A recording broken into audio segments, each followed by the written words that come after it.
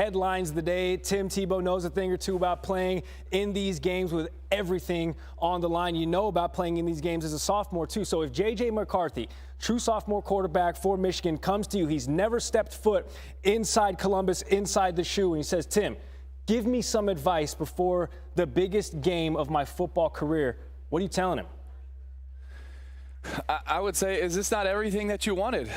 Is this moment not everything that you wanted? Listen, when you were a young boy and you grabbed a football and you went outside, you didn't toss it up and pretend that you were beating Indiana or Northwestern or Illinois. There's no disrespect to them, but that's not what you dreamed of. What you dreamed of was this moment. What you dreamed of was 2 versus 3. What you dreamed of was everybody's going to say that the other team's probably going to win because they have a better quarterback, and you have the opportunity to show them why not. Like, this is going to be someone's moment. Why not let it be yours? In high school, you were 36-2 as a quarterback and won a national championship. Guess what? In college, you have not lost. You were 10-0. So why not? Why not? Can this be your moment? You know what? Your team's going to follow something and someone. Why not follow you?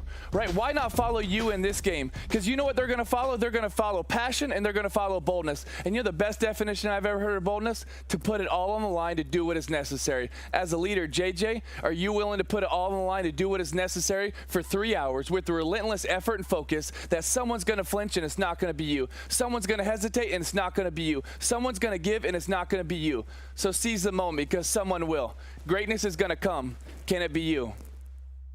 That was incredible. I feel like I can hang up a couple 100 yards and a couple TDs this afternoon. That was fantastic. Let's be easy, buddy. I don't know. I don't know about that, Gary. We'll give you about 140. I can suit up. How about I feel like I could at least suit up. Let's go to the West Coast. USC hosting Notre Dame, and the Irish can play big-time spoiler on the Trojan playoff hopes. How do they go about doing that on the left coast tonight, Tim? I think it's got to start with turnovers. USC is the best turnover team in the country. They're plus 20, which is by far the best team in the country as far as turnovers. Getting them and not giving them up, and it starts with Caleb Williams. You got to find a way to get him uncomfortable. You got to find a way to put him in positions that a few teams have. Utah a little bit, UCLA a little bit, but you got to be able to spy him. You got to be able to put pressure. You got to create havoc. You got to, because if not, you don't have an opportunity to win this game. But if you can slow him down, you can hesitate. You can get him to see some ghosts every now and then. Now you have a chance. And then I think your tight end, which is probably your best player, Michael Mayer, he's got to step up, because Utah showed the blueprint. Dalton Kincaid went for, I think, 16 catches, 234. You have a tight end that is also very similar. You got to get him involved. Let him be able to move the sticks over and over and over again. And then when it comes down to the fourth quarter, see who's tougher. Man, so much dust is going to be settled today on Rivalry Week. More Tim Tebow, 10 a.m. Eastern on SEC Nation on the SEC Network. Somebody needs to clip that and get it to J.J. McCarthy quick. He could become the first Michigan quarterback to win at the Horseshoe since 2000. Letter after L and before N disappears from the vocab. Trying to hand their rivals an L is the second-ranked team in the country. The Buckeyes having to deal with Jim Harbaugh's third-ranked Wolverines coming up at noon Eastern, although I guess it's Jif Harbaugh since we're not doing that letter. Daddy's home. Kirk Street back in Columbus, getting the warmest of receptions. What a scene out here, man. They are fired up. They are ready to go. Perfect weather. Couldn't ask for much more than this right here, man. It's one of those things that we get to experience that the viewer doesn't. When we see you go onto the stage and we hear the crowd react to seeing you, and you acknowledged it presidentially, just a little wave and a nod. Herbie, how do you put into context for the uninitiated what is at stake in this rivalry today? Well, every year there's so much at stake. You know, bragging rights are on the line, and it's always a huge game. And I think what happened last year, everybody's talking about both these teams being undefeated, and that's significant.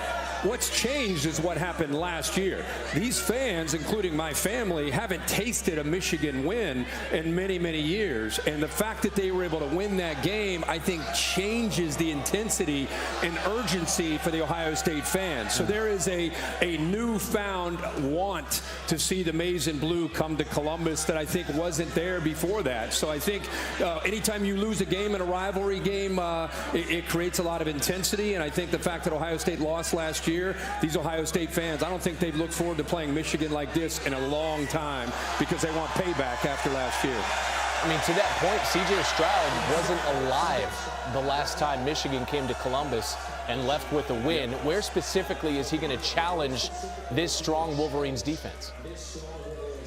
Well, Michigan, if you look at them right now, everybody they've played up to this point, they've been able to stop the run. And I think as much as Stroud and his receivers are going to be a big story, I think their ability, Ohio State's ability to win the line of scrimmage and run the football. They've had some injuries in that backfield. We'll see who's able to go today. Mayan Williams should be able to go. Dallin Hayden should be able to go. But again, I think at the end of the day, it's the explosiveness on the outside right there. Marvin Harrison, number 18, is going to have a big day. The tight end, Stover, could have a big day. Their ability to, I think, create one-on-one matchups on the perimeter and then win those matchups. If Ohio State wins this game, it's going to be they're going to do enough in the running game to make Michigan have to respect it, create the one-on-one opportunities, and then Stroud have time to throw to be able to make big plays down the field. If the Buckeyes win this game, Stroud and those receivers have a big day throwing the football. Now, all year long, we've sort of teased the crowd where you've been, and we've talked about Big Ten, and we've heard boos and all that stuff. So in the interest of equal time, it's time to talk about the Iron Bowl. No, I'm joking.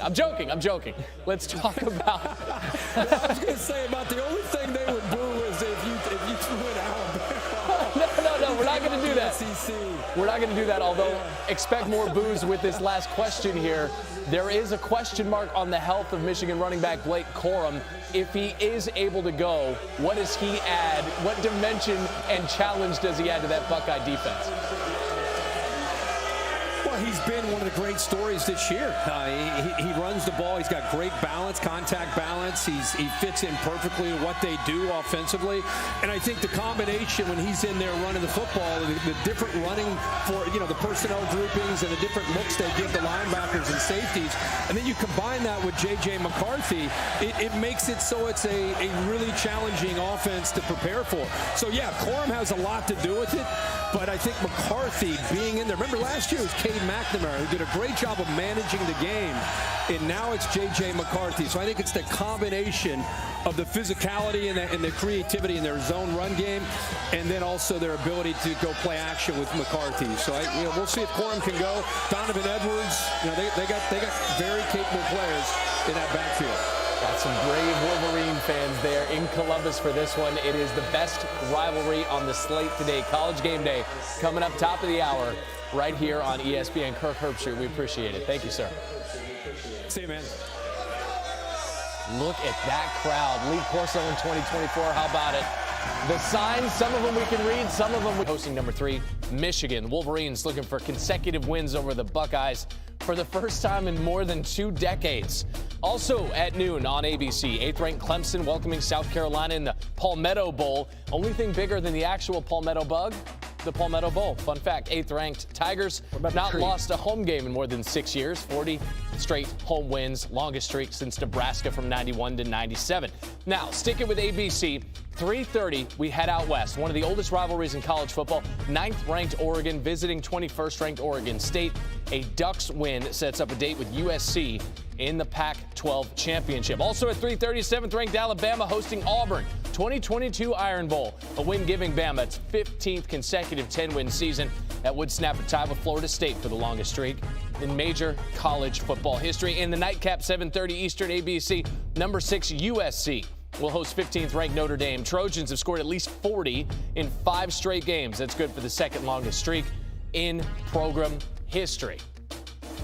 And even though he's deep in SEC country, we're going to talk Big Ten football with Roman Harper. It's not a college football Saturday until we check in with the man, the myth, the legend. And the Heisman favorite, C.J. Stroud, comes into this thing opposite a guy who's getting some Heisman buzz here in Blake Corum for Michigan, but he also takes on one of the top defenses out there in the Wolverines. How can defensive coordinator Jesse Minter make Stroud and Ohio State earn every yard today? Well, thanks, Matt, for having me. So the biggest thing is that they're going to make sure his guys stay disciplined in their run game, in their gap sound, and also in their eye discipline in man-to-man coverage when you do that. Ohio State, doesn't try and trick you. Both of these teams know exactly what they're going to do. They know when you have a rivalry game, like, you don't have to try to. So they're going to line up and run it when they want to run it, and they're going to throw it when they want to throw it. And the biggest thing is they say, hey, look, my athletes are better than yours. So Ohio State has struggled when they get to 3rd and long.